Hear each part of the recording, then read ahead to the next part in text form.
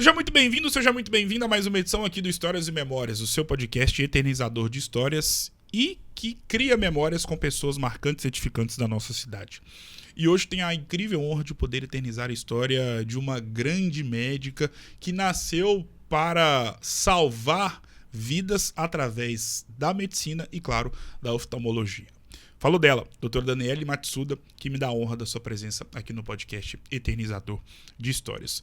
Doutora, primeiramente, seja muito bem-vinda. Obrigada. E é uma honra inenarrável poder receber alguém do seu gabarito. Obrigado mais uma vez por ter aceitado o convite. Bom dia, boa tarde ou boa noite, depende do horário que vai estar nos acompanhando. Seja muito bem-vinda. Obrigada, é uma honra estar aqui. Obrigada pelo convite. Um prazer estar aqui com você. Tamo junto, doutora. E para começar nosso bate-papo, antes de a gente poder entrar nos pormenores daquilo que você faz com muita maestria, nós sabemos que o assunto saúde mental ganhou um corpo na sociedade jamais antes visto.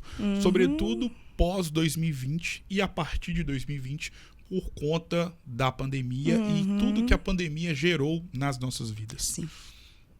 Haja vista que hoje em dia nós estamos vendo o corpo, a abrangência que profissionais que cuidam da mente ganharam na sociedade. Os médicos psiquiatras, os psicólogos, os hipnoterapeutas, os terapeutas, enfim. E falar sobre saúde mental hoje ficou muito comum nas rodas de conversa, Sim. em bares, restaurantes, nas rodas com as famílias. E, infelizmente, assim como falar sobre saúde mental ficou comum, as doenças da mente também ficaram muito comuns na nossa mente. Falar sobre depressão, falar sobre ansiedade, até porque, infelizmente, você pode puxar na sua memória aí agora, todos nós conhecemos uma pessoa na família, no grupo de amigos, no grupo de trabalho, que hoje, por exemplo, está passando por um quadro depressivo ou ansioso. Feito esse pequeno preâmbulo, como está a doutora Daniele mentalmente falando neste ano de 2026? Eu vou falar até um pouquinho para trás, para falar um pouquinho de mim. Eu sempre fui uma pessoa muito agitada, daquelas que pensa 1000 coisas ao mesmo tempo e quer fazer 1000 coisas ao mesmo tempo. E eu achava que isso era até uma vantagem, porque isso eu colocava como uma proatividade. Só que a gente sabe que isso tem outro nome, né? A ansiedade. E a ansiedade, ela dá essa proatividade, né, na gente. A gente tá mais ativo, mas também tem o custo. A gente tem outros sintomas físicos. Sim. Sensação de palpitação, um sono ruim. Eu achava que eu era gulosa. Não, eu compensava na comida, né? Então, isso era uma compulsão alimentar. Eu tenho labirintite. Gerada por quê? Eu tenho enxaqueca. Gerada por quê? Tudo sintomas orgânicos de um transtorno da ansiedade. E pós-pandemia, até fazendo o gancho que você falou da pandemia, pandemia, claro, tudo ficou muito mais aflorado na gente. Eu fui buscar terapia. E foi, assim, um abrir de olhos. E foi um resgate de mim, assim, da minha autoestima. Eu resgatei uma Daniela que há muito tempo estava guardada, que é uma Daniela que ama dança, que eu não dançava há anos. Voltei a fazer dança. Realizei o sonho, agora no final do ano, de aprender um pouco de gafieira, que era um sonho que eu tinha. A música, o cantar em casa. E esse resgate da autoestima veio vindo aos poucos. Fazer pazes com lugares que eu gostava e não estava mais achando graça. Então, hoje, eu tenho esse resgate da minha autoestima, dos meus hobbies. Eu tenho tudo muito bem organizado, assim. O meu hobby, o meu trabalho, o tempo com a minha filha, com a minha família. Não abro mão de estar com os meus amigos, né? E o esporte que entrou na minha vida também depois, que, claro, sempre com a ajuda de profissionais, veio o emagrecimento e o apaixonar mesmo pela atividade física. A gente estava conversando aqui, estou começando a me aventurar nas corridas. Então, isso tudo está fazendo parte para ajudar. Eu acho que assim, a ansiedade não tem cura, a gente controla. E ela está bem controlada agora, nesse ano de 2026, e vamos seguindo aí. E sobre o ano de 2020 e 2021, o que aconteceu nesses anos, que foi a pandemia, serviu de aprendizado para a sua história de vida? Para de todo mundo, né? Eu acho que foi uma mudança de chave para todo mundo que pôde olhar para dentro ali naquele período de incerteza. Eu acho que aumentou muito a minha fé também. Eu acho que de muita gente, né? Porque uma coisa a gente saber, amanhã eu vou trabalhar, eu tenho cirurgia marcada tal dia, Outra coisa assim, eu não sei quando eu vou voltar a trabalhar, quando eu vou poder voltar a ver meus pais. Na época, meus pais moravam em Santos, eu aqui. Então, a única coisa que a gente tinha que ter era fé. Era fé. E confiar em Deus, né? E fazer o que estava ao nosso alcance, que protegia a gente e ao próximo, de não estar se expondo. Claro, eu como médica voltei um pouco antes de muitas outras pessoas, mas tendo sempre essa cautela, esse cuidado. Mas foi um tempo assim, minha filha era pequena e eu mergulhei muito naquele universo de mãe. Eu acho que, por um lado, eu tive essa vantagem de estar bem próxima dela ali com 3 aninhos, sabe? Então a gente tem que tirar o que foi bom, né? Do que estava muito ruim, né? Com certeza. Felizmente eu não tive perdas na família, assim, ninguém faleceu, graças a Deus, mas foram anos muito difíceis mesmo. Como era a Daniele Matsuda nos tempos de escola? Por incrível que pareça, eu era tímida. Eu era mais tímida, sempre tive, assim, muitos amigos, né? Tenho amigos que até hoje, minha melhor amiga de época de escola, legal, somos cara. muito próximas até hoje. Era uma boa aluna, obediente, mas mais quietinha, mais tímida mesmo. Era isso. E quando a gente fala do tempo de escola, automaticamente vem na nossa cabeça inúmeras lembranças positivas de um tempo que jamais voltará. Sim. E falar sobre esse período nostálgico é bom porque a gente acaba revivendo na nossa mente momentos inesquecíveis. Sim. E pensando nisso que você viveu durante o seu período escolar, quando você vai ou passa em frente à escola ou uma das escolas que você estudou, independentemente da cidade, qual que é a grande lembrança que vem na sua cabeça, na hora? Gustavo, eu acho muito interessante você perguntar isso, porque se eu te falar que até hoje eu sonho de vez em quando que eu estou no Colégio Stella Maris em Santos. Eu nem sabia.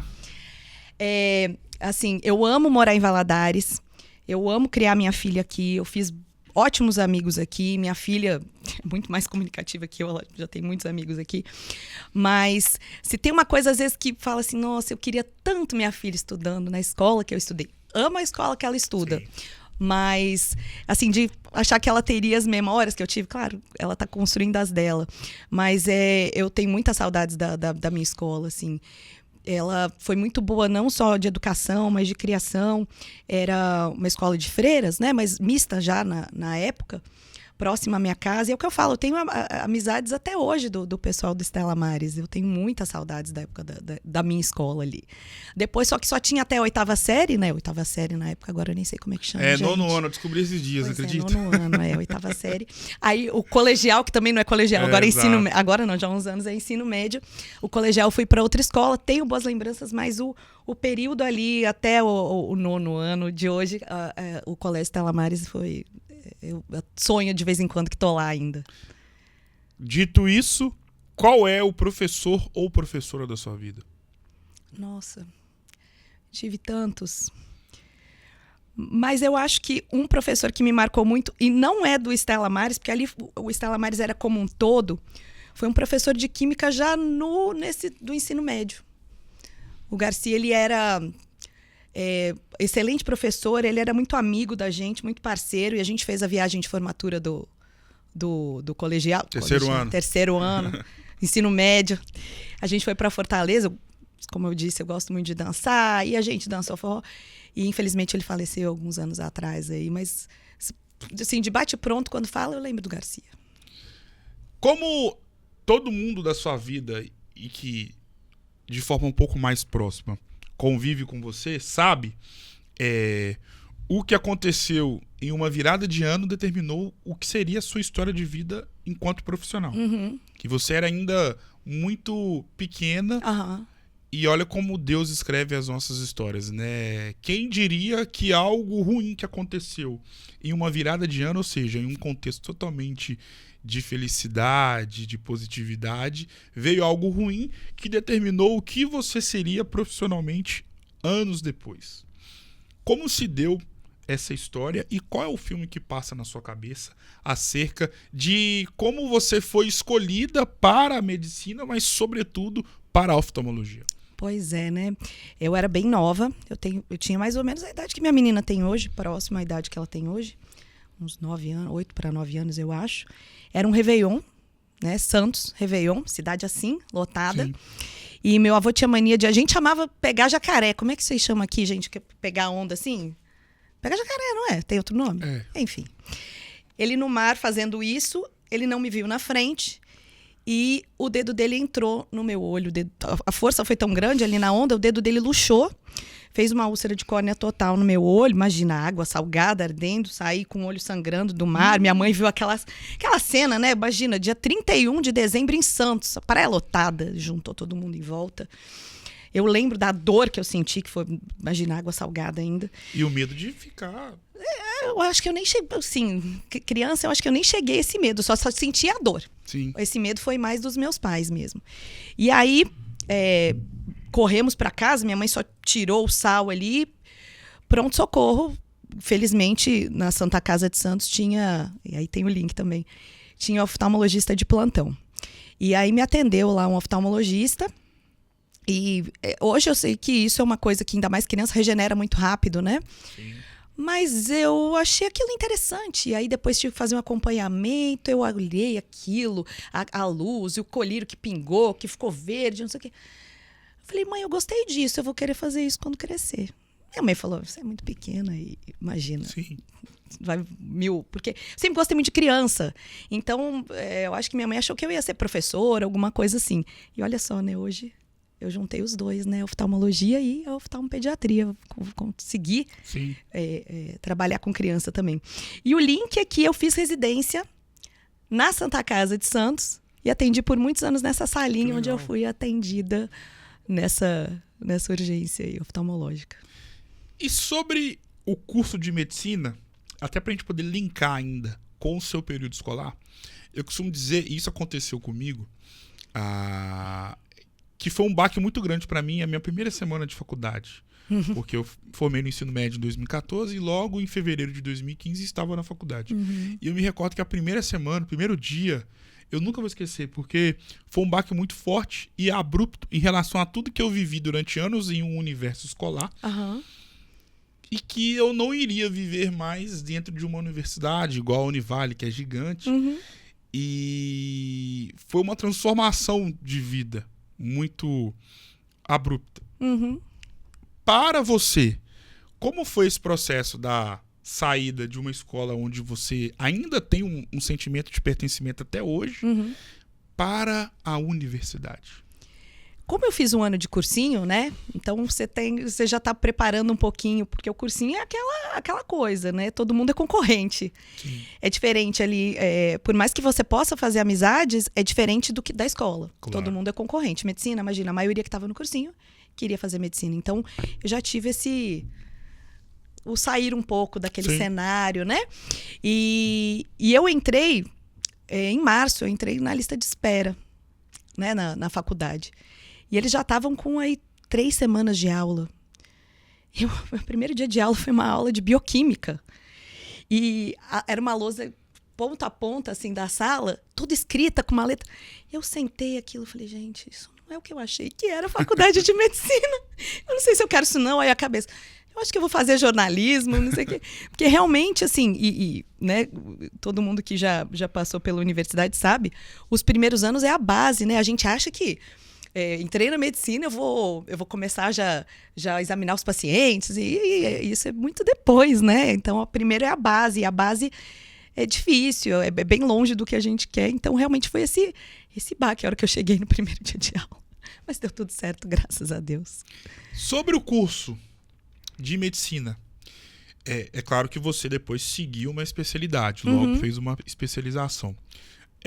Mas o que você teve de aprendizado em um momento dentro do curso de medicina que serviu como uma espécie de confirmação acerca daquilo que você pensava que era medicina e que através desse dia em uma atividade, em uma conversa com um professor ou em algum contato com um colega de turma, esse dia, esse momento serviu para você poder confirmar aquilo que você já tinha de ideia.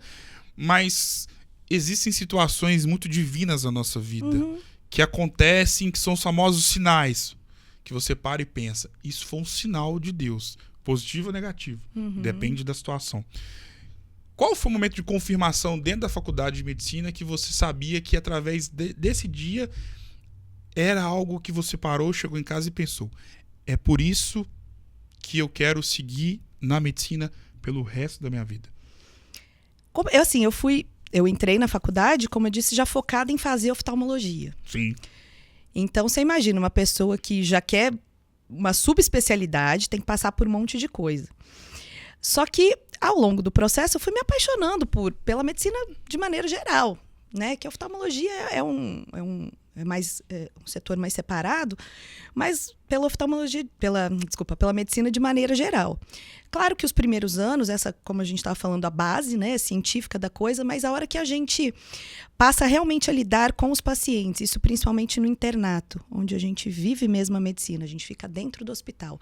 Eu não consigo te dizer um momento exato, mas me passaram na cabeça vários pacientes que a gente atendeu nesse período, e principalmente em áreas assim, infectologia, hematologia, oncologia, que eram pacientes assim, em situações de internação muito graves.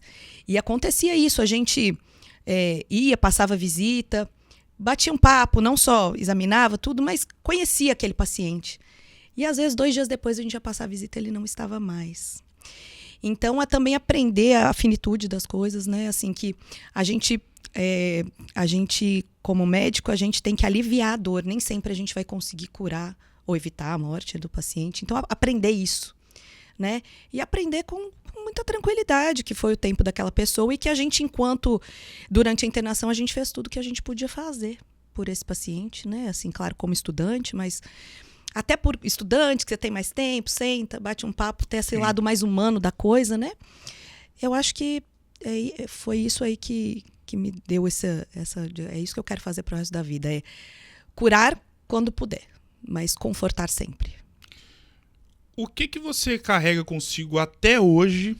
Você formou em 2005. Uhum. Mas o que você carrega consigo até hoje e que você leva para sua vida enquanto médica, obviamente, mas também enquanto mulher, mãe, esposa, filha, que por algum motivo ou outro você agradece por ter visto isso, essa característica que você carrega consigo até os tempos atuais, graças ao curso de medicina? É o olhar, né, para a pessoa, um olhar mais humanizado, não é só um número, né? Não é só um prontuário. Eu trabalhei aqui num lugar que tinha uma frase que eu já li em alguns lugares, eu acho maravilhoso. O paciente é o amor da vida de alguém. Né? Para muitos médicos pode ser assim, é o paciente da patologia tal, né? A gente às vezes comete esse ato falho. Chegou o paciente que vai operar tal coisa. Não é o paciente que vai operar tal coisa, é o fulano de tal. É o fulano de tal, esposo de não sei quem, pai de não sei quem lá. Ele é uma pessoa importante para aquela outra pessoa. Esse olhar também de não só para o paciente, mas para o familiar ali que está sofrendo com a doença dele, né? Isso eu carrego comigo, inclusive como mãe, né? Passando... minha filha operou de amígdala, uma cirurgia corriqueira, né? Mas estar do lado de cá me pôs também numa situação assim, gente, é assim que eles se sentem, né? Quando estão do lado de cá. Sim. E antes mesmo dessa cirurgia da minha filha, eu sempre tenho cuidado de avisar os pais, a cirurgia começou agora, porque o paciente entra, o familiar acha, começou a cirurgia. Não, às vezes a cirurgia começa 1h30, 2 depois, né? E já começa aquela apreensão. Então, desde a faculdade, esse olhar para o paciente, não para a doença, e para o familiar também, isso é muito importante. Imagino eu que dentro do curso de medicina ainda existem pessoas que entram no curso e no decorrer da trajetória dentro da faculdade ainda não têm ideia do que irão seguir ou qual carreira irão seguir pós o curso. A maioria. Diferentemente do que aconteceu com você. Como foi a sua inserção na especialização para ser uma médica oftalmologista? Como eu já sabia o que eu queria, desde que eu tive o primeiro contato na faculdade com oftalmologia, eu já conversei com os professores. Olha, é o que eu quero fazer, eu vim fazer medicina para fazer isso. Então, eles já me deram oportunidade de acompanhar o serviço onde eles trabalhavam, cirurgias, desde o primeiro contato com a oftalmologia, que foi no 3º ano da faculdade. Sim. Então, já mais próximo aí, então, na época de internato, acompanhei mais de perto. Então, eu já tive essa inserção ali e foi muito bom para reforçar que era isso mesmo. Primeiro dia que eu acompanhei, eu falei assim, é isso mesmo que eu quero para minha vida. Qual que é o maior desafio de uma médica oftalmologista no início da carreira? Eu acho que de todo profissional, né? Assim, talvez seja se inserir no mercado de trabalho, mas eu vou te falar que eu tive muita sorte. Porque como eu fiz residência lá onde, né, na Santa Casa que eu falei, e eu estava até conversando outro dia com uma amiga, a faculdade, a especialização é uma grande vitrine, a gente está sendo observado. E eu já saí com muitos convites, graças a Deus, dos meus professores. Então, eu já saí com vários empregos ali nos consultórios deles, nas clínicas deles. Então, eu já tive essa oportunidade. Mas, é claro, no começo a gente tem aquele receio, né? Mas, como eu tinha eles para dar o suporte ali do lado, eu posso dizer que não foi tão difícil para mim. Eu tive eles como suporte ali para mim. Eles me convidaram, então eles me acolheram. E só de saber que eles estavam ali para qualquer dúvida já dá uma segurança. Graças a Deus, poucas vezes precisei, né, no começo, de recorrer a eles, mas eles estavam ali. Então, eu acho que eu tive sorte de não ter sido tão difícil assim. Como é cuidar da visão, do amor da vida de alguém? É muito importante, né? Porque, assim, dentro da minha área, eu não trabalho no dia a dia com aquele risco de morte iminente, né? Esse tipo de coisa.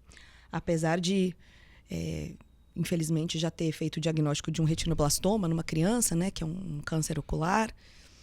E que, graças a Deus, hoje ela já tem 16 anos e está bem. Mas a visão é um órgão muito importante, né? É onde é o primeiro contato que a gente tem com o mundo externo ali. A gente começa a enxergar antes de falar, né? Sim. Então, e principalmente na minha área, na oftalmopediatria, algo não tratado agora vai impactar essa criança o resto da vida. O que ela quer fazer, né? Então, é um privilégio poder cuidar da visão das crianças, principalmente. Essa sua escolha por poder cuidar de forma um pouco mais aguçada das crianças, de onde vem? Como eu falei, né? Eu sempre gostei. Eu era uma criança, mas gostava de cuidar de crianças.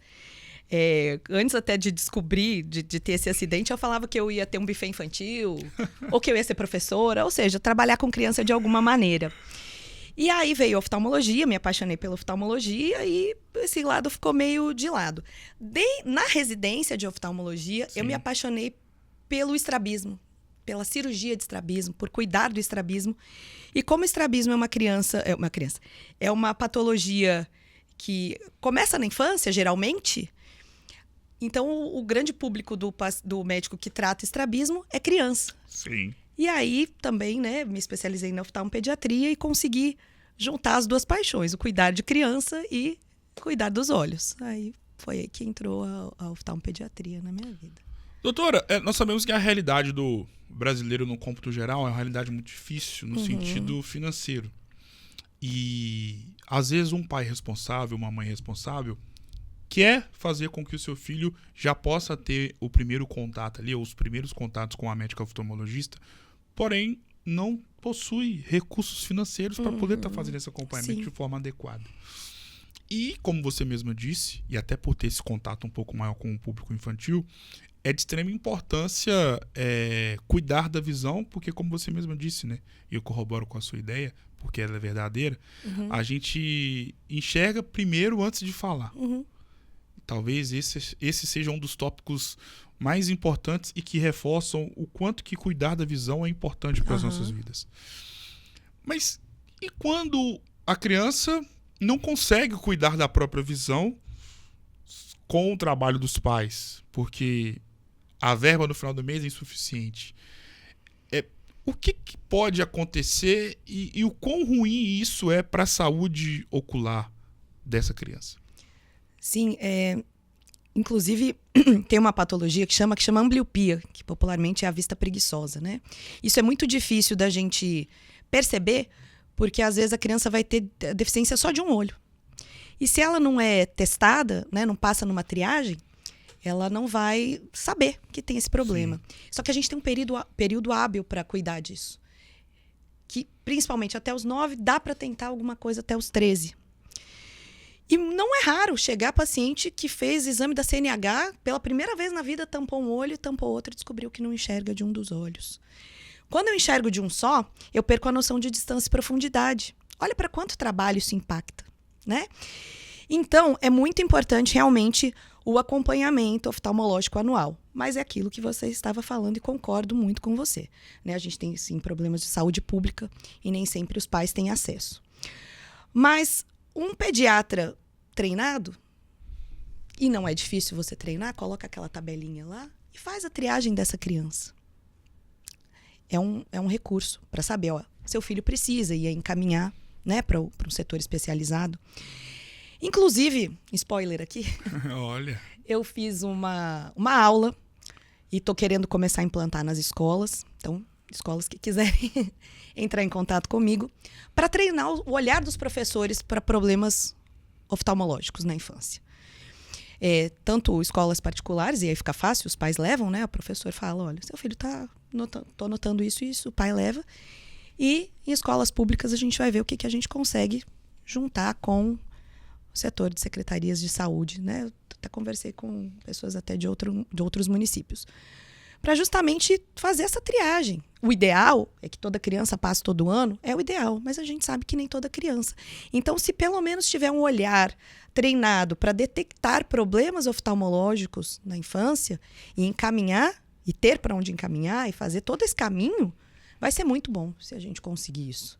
Porque vai impactar essa criança já na vida escolar. Às vezes aquela criança assim, não está prestando atenção, é desatento. Às vezes ele não está enxergando. Não é desatenção, ele não está enxergando. Está escrevendo tudo errado. Às vezes é como ele está lendo. Então já impacta naquela vida escolar, na autoestima dessa criança e lá para frente a vida profissional dela. Então é nesse período aí, nessa janela, e principalmente até os 9 anos, que a gente tem que ter esse olhar mais atento para a visão da criança. Quais são as principais doenças que afetam os nossos olhos? Maneira geral ou oftalmopediatria? Geral. Bom, a grande maioria é o que a gente chama as ametropias, né? Que são é o grau, né? Miopia, hipermetropia, astigmatismo, presbiopia, né? Que é a dificuldade para perto após 40. Isso é fisiológico. Catarata também todo mundo vai ter um dia, né? Eu falo brincando assim, os pacientes, Deus me livre de operar. Eu falo, eu quero operar. Porque se eu não opero de catarata, quem não viveu até lá. Então, eu quero operar um dia, porque é sinal que eu vivi até lá. Então, catarata, né? Que é uma coisa que todo mundo vai ter. A gente tem também a retinopatia diabética, porque infelizmente a gente não tem pacientes que controlam bem a diabetes, e aí dá uma doença na retina, que é a retinopatia diabética. Glaucoma é muito incidente e é uma doença muito perigosa, porque não dá sintoma, a gente só suspeita no exame de rotina e faz exames específicos. Então tem uma forte incidência familiar, então se você sabe que algum familiar tem, vai atrás de ver se você tem também. E tem as virais, né? As conjuntivites virais, as alergias oculares. É mais basicamente isso. Eu acho que você já deve ter ouvido essa frase e eu escuto ela praticamente toda semana quando você está conversando com, às vezes, uma pessoa jovem, considerada jovem, ou principalmente uma pessoa mais velha, que ela sempre fala que quando ela começa a usar óculos, ela usa a seguinte frase: tô ficando velho, deixa eu pegar meu óculos aqui para poder enxergar. É uma visão que eu tenho, e aí, por favor, fique à vontade para poder me corrigir, acerca de o uso do óculos, ele passa a ser ainda mais usado, de certa forma, com o passar do tempo, ou seja, com o passar da idade. Ou seja, as pessoas vão ficando mais velhas e automaticamente vão precisando mais de um cuidado maior com a visão e, consequentemente, acabam ali tendo que usar óculos. Isso. Tem alguma relação técnica, de alguma explicação através de uma médica oftalmologista? Tem. Então, assim, a gente nasce com uma ampla acomodação, que a gente chama. O que é isso? É a capacidade que o olho tem de remodelar lá para dar o foco. Aqui, lá. Então, por exemplo, uma criança nasce em torno de 3 graus de hipermetropia. Hoje, a gente com 3 graus de hipermetropia enxerga mal. Sim. Né? Então, essa hipermetropia, que é o comprimento mais curto do olho, e o olho dessa criança vai crescendo, essa hipermetropia vai diminuindo. E a acomodação também. essa nossa acomodação, que é a capacidade que o olho tem de compensar a falta do grau. Então, por exemplo, vai um paciente com 15 anos que tem 1 grau de miopia, ele enxerga. Com 30, esse 1 grau já vai fazer falta para ele. A capacidade que o olho tem de compensar aquele 1 grau diminui. Diminui numa curva assim que nem um tobogã mesmo. E por isso que próximo aos 40 anos, começa a vista cansada, que chamam. Sim. Que é a presbiopia, que é aquela coisa que o pessoal fala que o braço tá curto, né? Porque aí a acomodação caiu demais. Então, o ponto próximo de acomodação nosso, que é a visão de perto, sim, esse ponto vai ficando mais distante para dar o foco. Então, geralmente, a partir dos 40, o paciente precisa do óculos para perto. Quem vai demorar um pouquinho? O paciente que tem um pouco de miopia, ele demora um pouco mais a ter essa queixa para perto. Mas chega a hora. Chega a hora de todo mundo aí do óculos para perto, principalmente. E aí, tem isso também. O paciente fala, eu comecei a usar óculos, antes eu colocava ele de vez em quando, agora eu tô precisando ele para quase tudo. É a acomodação que cai, essa capacidade que o olho tem de compensar a falta do grau, que diminui com a idade. E aí, por isso, ele acaba ficando mais dependente do óculos mesmo. Quando deixar de usar óculos para poder usar as famosas lentes? Deixar de vez, nunca. Né? Eu falo para os meus pacientes, você pode ter só o óculos, não pode ter só a lente. O ideal de usar a lente de contato, o uso mais saudável, mais seguro, 8 a 12 horas por dia. Então eu falo para eles, chegou em casa, lavou a mão, tira a lente. Dentro de casa, o óculos. A nossa córnea, ela precisa respirar. O que dá o nutriente e o oxigênio para a nossa córnea é o filme lacrimal. E por melhor que seja a permeabilidade e a oxigenação dessa lente, é uma superfície entre o filme lacrimal e o olho. Então, essa córnea precisa respirar. Outra coisa, isso acontece todos os dias no consultório. O paciente tem grau alto, só tem a lente de contato. Pega uma conjuntivite. Como é que faz? Não pode usar a lente. Aí eu falo, o óculos? Não tem o óculos. Então, assim, não pode ter só a lente, mas claro, a lente ajuda muito, ela te dá uma liberdade, principalmente esporte, né? Essas coisas. Mas tem que ser o uso do óculos e da lente. Quando que a gente indica? Geralmente a partir dos 18. Menos de 18, a gente tem uma maior incidência de complicações, por causa de como cuida mesmo, né? Da lente de contato. O maior índice de úlceras de córnea, ceratites, complicações mesmo da córnea por causa do mau uso da lente de contato. Claro, não significa que fez 18 criou juízo, mas a gente tem essa incidência maior em menores de 18. Então, o menor de 18 nunca pode usar lente? Não. Então, a gente tem paciente, às vezes, tem grau alto, pratica esporte e usa naquela situação, com supervisão dos pais e acompanhamento oftalmológico de perto. Na minha época de infância, eu me recordo que toda vez que uma criança precisava usar óculos, ela renegava o uso do óculos, por vergonha. Isso acontece atualmente? Em alguns casos acontece. Eu acho que hoje em dia está um pouco menos, porque até pela consciência dos pais em levarem o oftalmologista, e outra coisa que está acontecendo, um aumento das crianças míopes, então tem mais crianças usando óculos. Sim. Então, quando essa criança vê outras usando, ela não é a única, por exemplo, é a única do 2º ano usando. Não, na sala dela tem mais 2, 3, na outra tem mais 4. Então, ela já aceita melhor. Tem criança até que o irmão sai com a receita, ele sem, e fala, mas eu queria também. E a mãe faz um óculos aí 100 graus só para a criança usar também. Então, a aceitação tem melhorado, sim. Agora, aquela novidade, criança que tem que usar mesmo, aí depois já acaba... Ela quer, porque é novidade, é bacana, chegou de óculos na escola, mas o usar mesmo, se é uma criança, por exemplo, que tem muito grau num olho e não tem no outro, com os 2 olhos abertos ele vai enxergar praticamente igual. E aí esse paciente às vezes não aceita muito bem o óculos. Tem ainda um certo preconceito, mas é bem menos do que era antes. A gente já vê criança aceitando mais.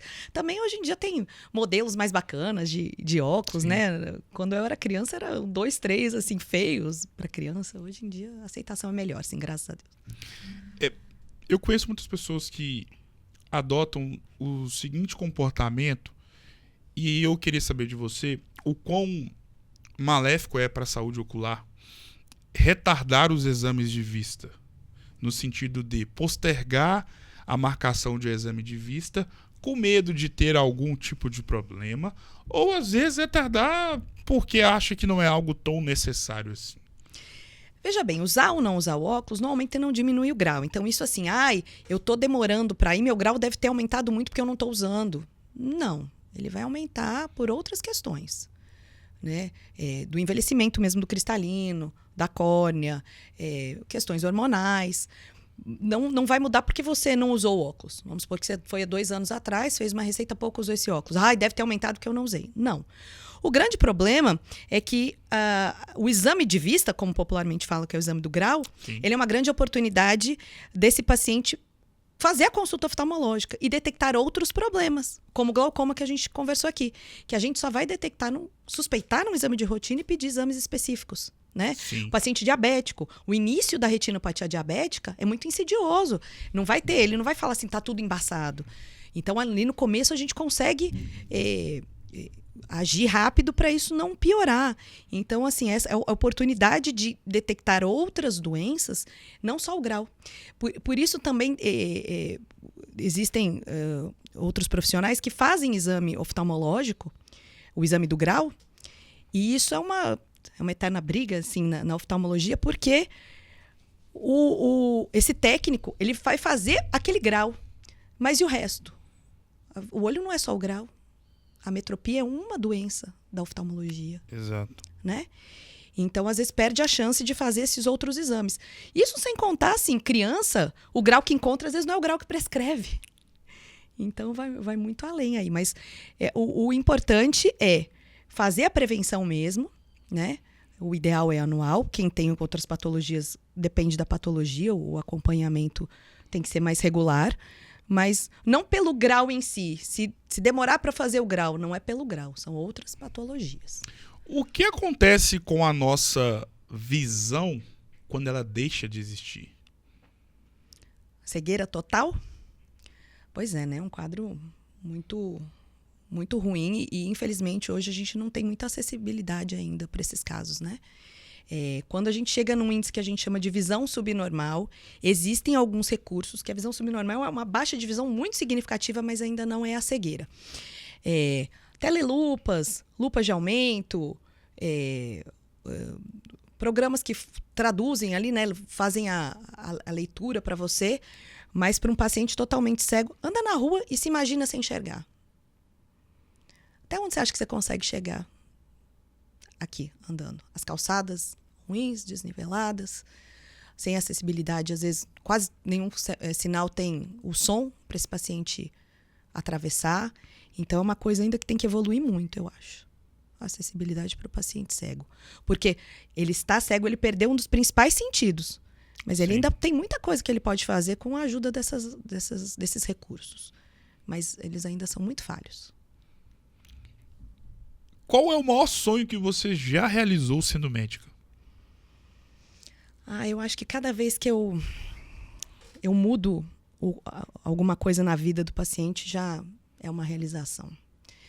Veio aqui na cabeça um paciente muito especial meu, que ele veio encaminhado para mim, um quadro de estrabismo muito importante. Jovem, rapaz jovem, bonito, todo cheio de complexos e traumas pelo estrabismo que ele passou o resto da vida. Eu era, acho que a 5ª médica, sei lá, que ele tinha ido, e os outros 4 não quiseram operar ele, porque a chance realmente de sucesso dessa cirurgia era baixa, né? A cirurgia de estrabismo é sempre uma tentativa de alinhar os olhos. A gente não tem como garantir, é uma tentativa.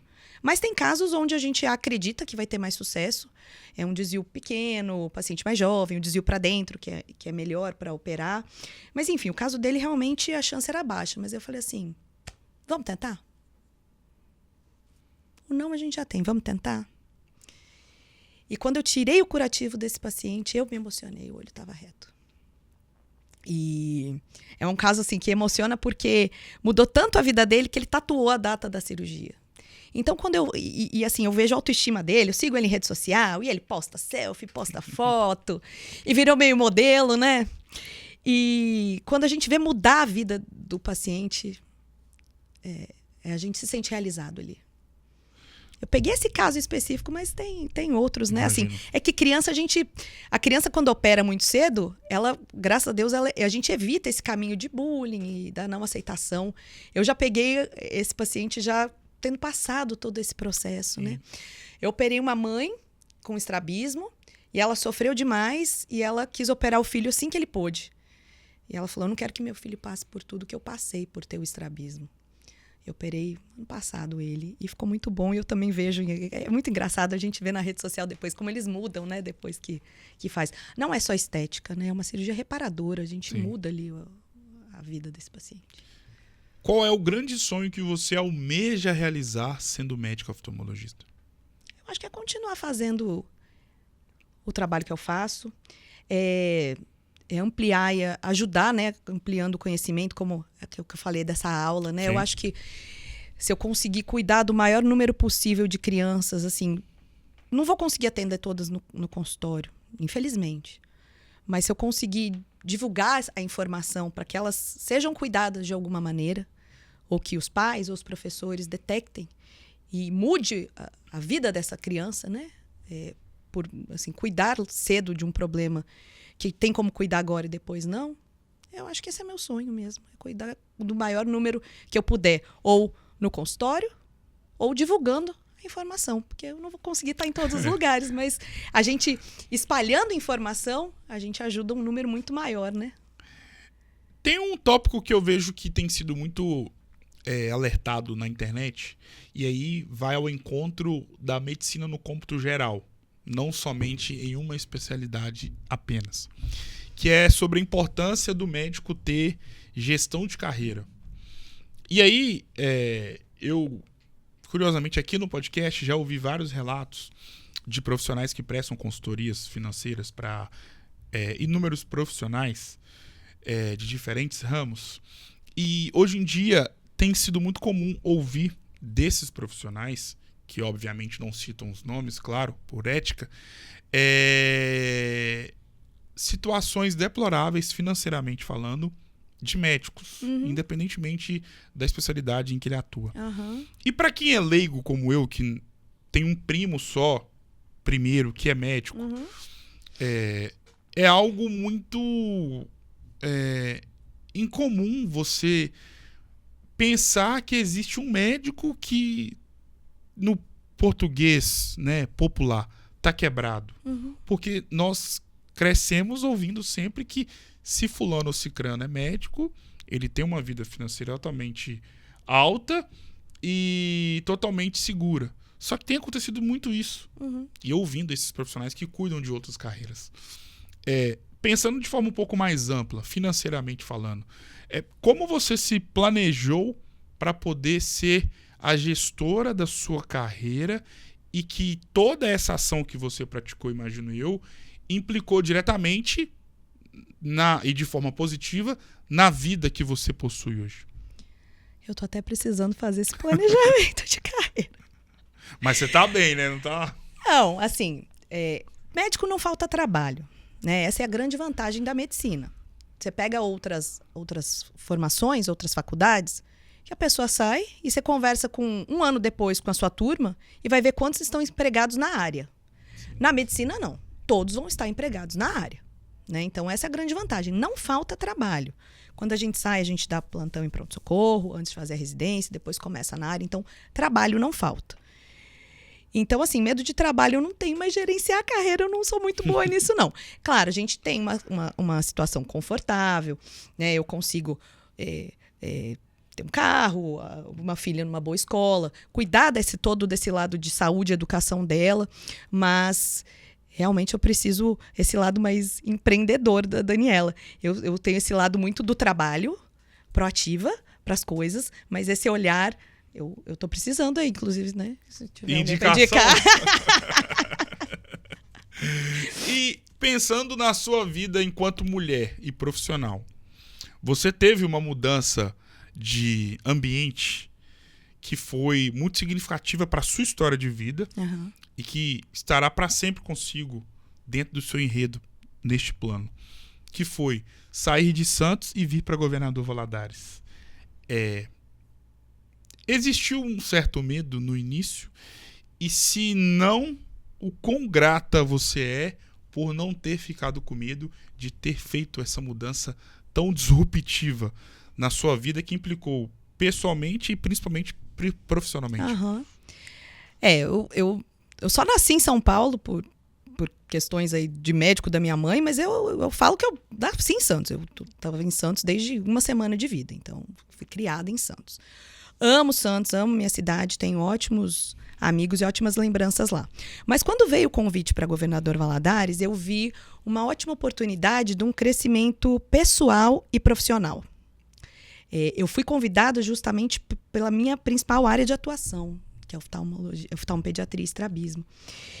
E eu quis tanto fazer dar certo mesmo, que, é claro, medo, a gente tem medo do novo.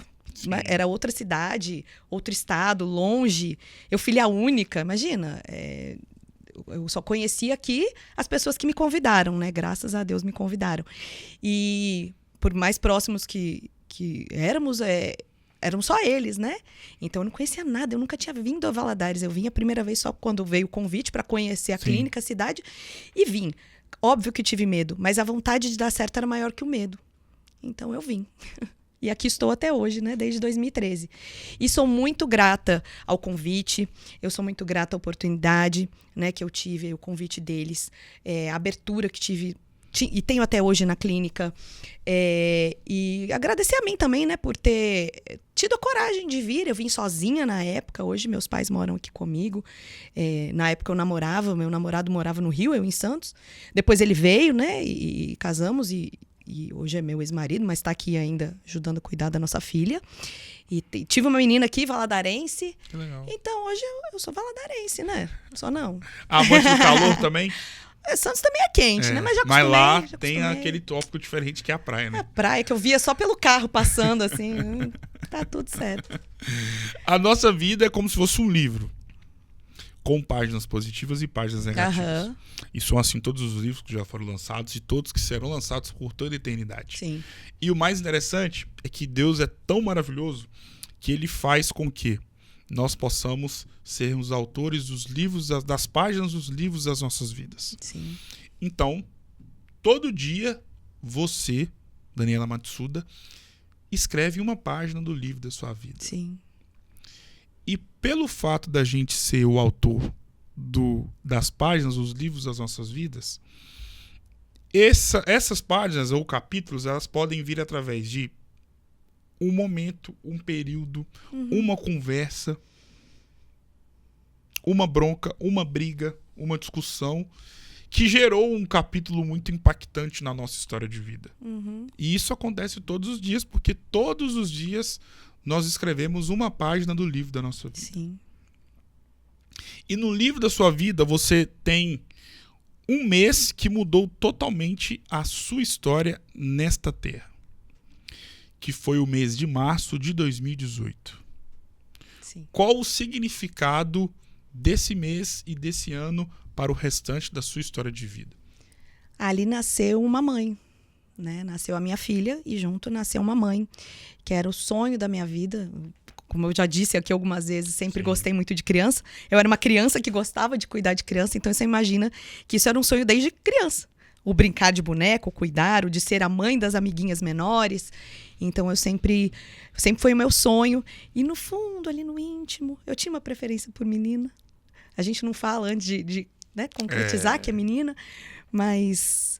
E eu sempre falo, ela veio melhor do que eu sonhei, do que eu imaginava. Eu vejo algumas coisinhas no meu jeito, coisas muito melhores do que eu. Enfim, ali nasceu a mãe. E junto com a mãe nasce a culpa, o medo, né?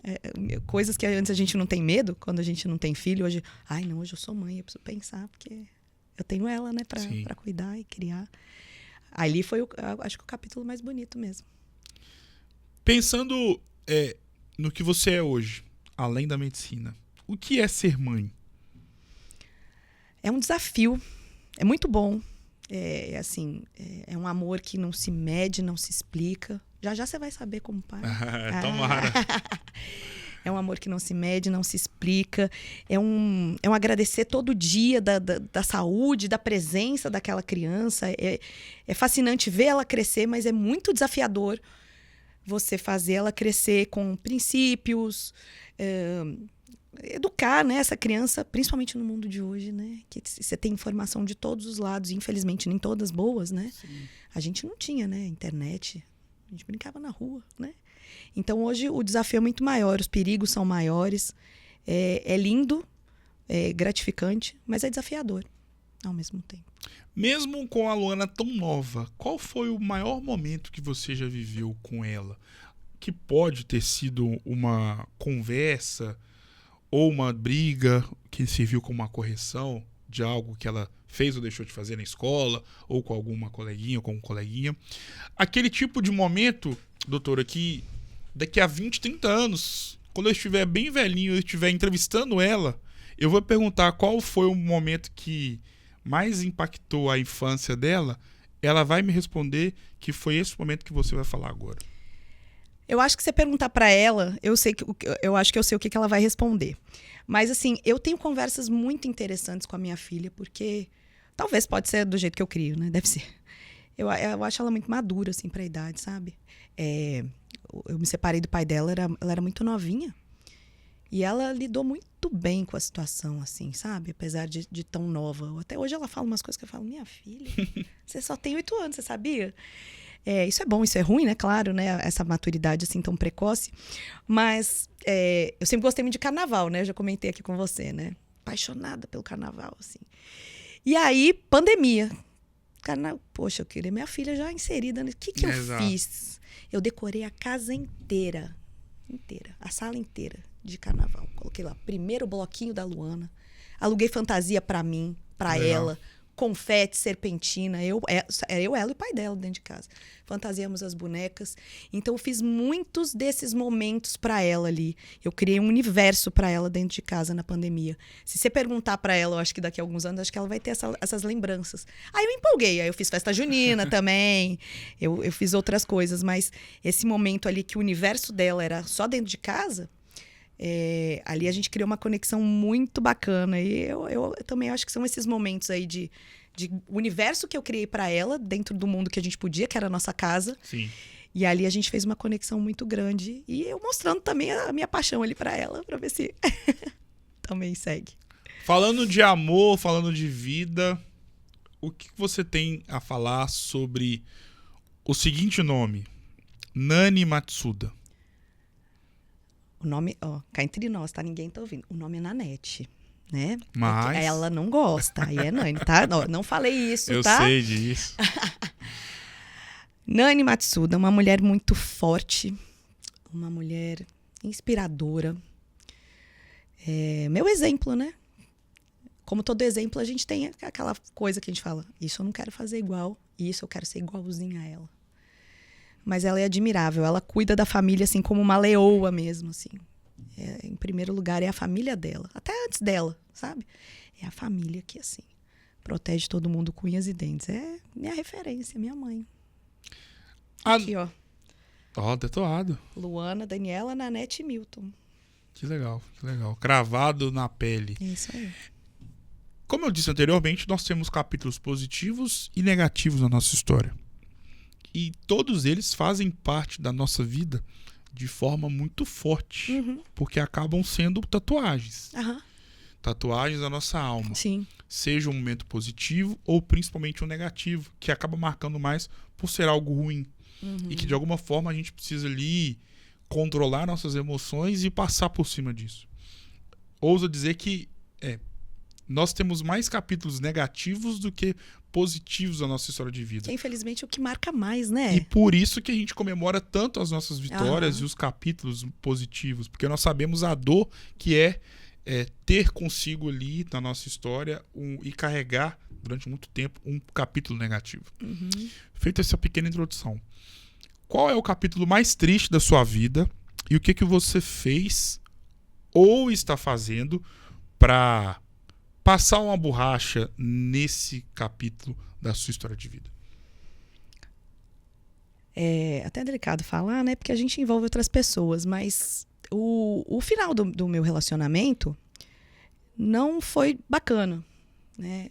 Hoje, graças a Deus e uma pessoa iluminada que entrou na vida dele, que hoje conseguiu unir todo mundo. Foi aniversário da nossa menina semana passada, estávamos todos juntos, mas não terminamos de uma maneira bacana, né? Infelizmente, assim, e ainda mais por ter uma criança assistindo ali tudo. Então, é um capítulo...